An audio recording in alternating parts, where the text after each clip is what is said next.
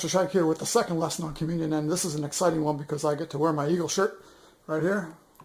Yeah, and we get to be in a room where we can watch the Eagles play football. This is going to be a lesson that starts off about football or maybe whatever your favorite team is. My favorite team is the Philadelphia Eagles, and they're right in the middle of the season right now, so we're praying for a Super Bowl victory, although it looks pretty doubtful, I think.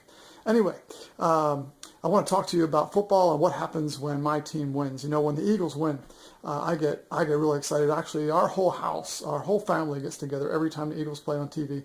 We all wear our Eagles stuff and we all cheer and jump up and down, and we really think that we're helping our Eagles win. E-N-G-L-E-S, Eagles! Of course, when they lose, we don't think it's our fault. We think it's their fault, but that's another story. They hardly ever lose, at least I hope. Anyway, the point is, when the Eagles win, we think we win. We get all excited. We don't say they won. We say we won because we're part of it. And that's something to keep in mind, very important as we think about communion.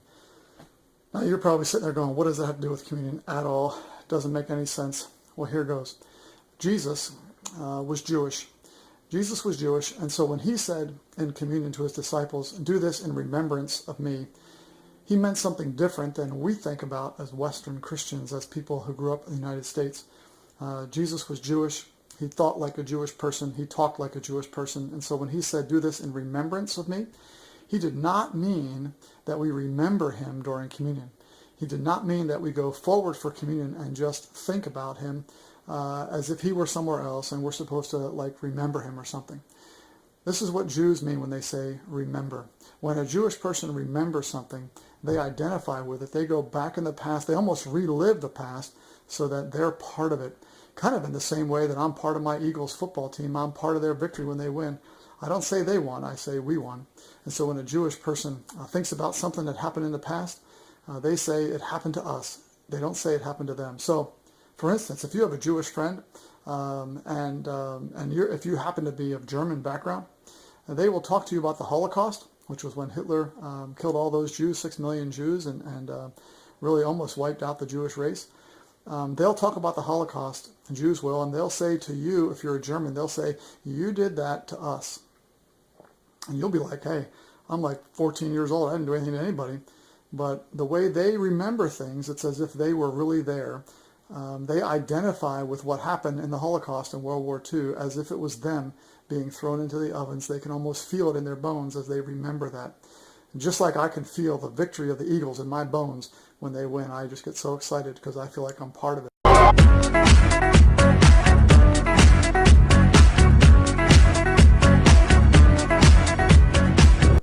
So the point is, when Jesus says, do this in remembrance of me, he's talking as a Jewish person.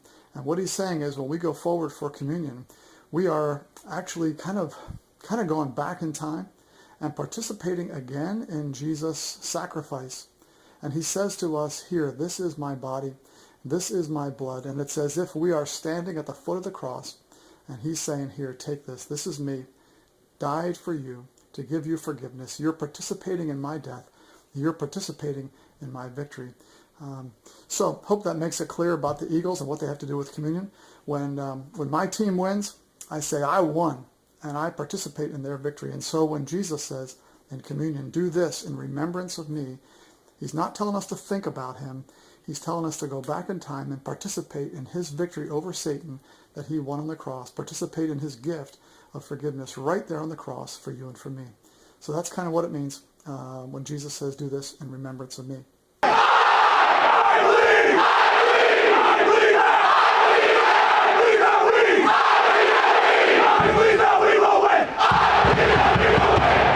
We're going to shift over to the Eagles locker room here, and what we're going to do is take a look at the differences in different church bodies, church denominations, and what they believe about communion.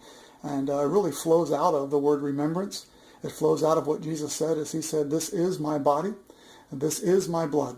And so we want to take a look at that. Now, Lutherans believe that when we receive communion, we receive bread and wine, because Jesus says, this is bread, take this bread, take this wine, eat and drink it. But Jesus also says, this is my body. He doesn't say this represents my body. He doesn't say this helps you think about my body.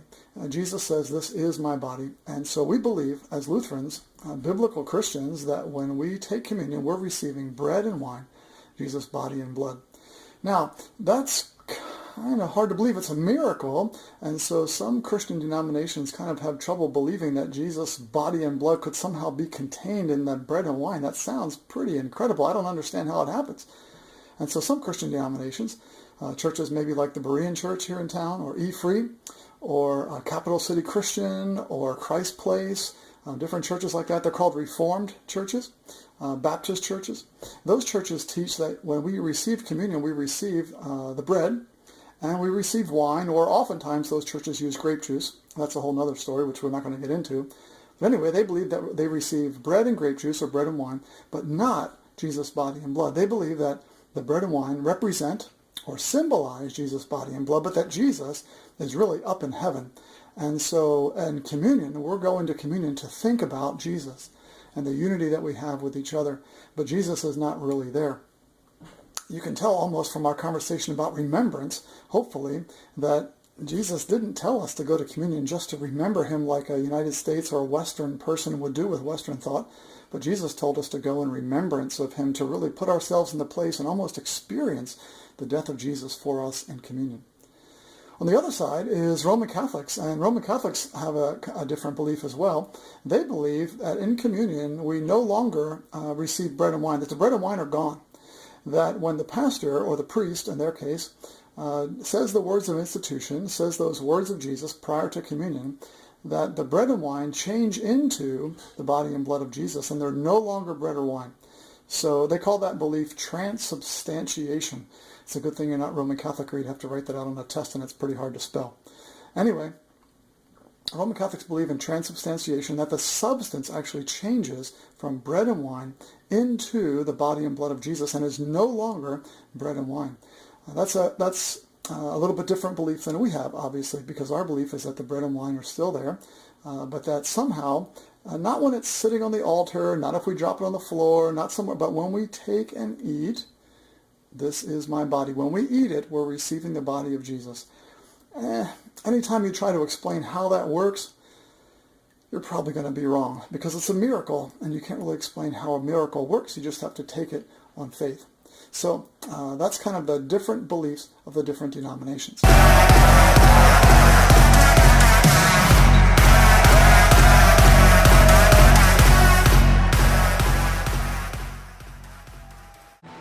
So check this out. I'm going to give you a couple true-false questions to see how well you understand what's going on here, okay? So true or false, here we go. The Bible teaches that the bread and wine represent or symbolize Jesus' body and blood, but that Jesus' body and blood are actually in heaven. So is that true or is that false? Okay, true or false? The Bible teaches that we receive bread and wine and Jesus' body and blood, but doesn't use any particular word to describe that miracle. True or false? Here we go.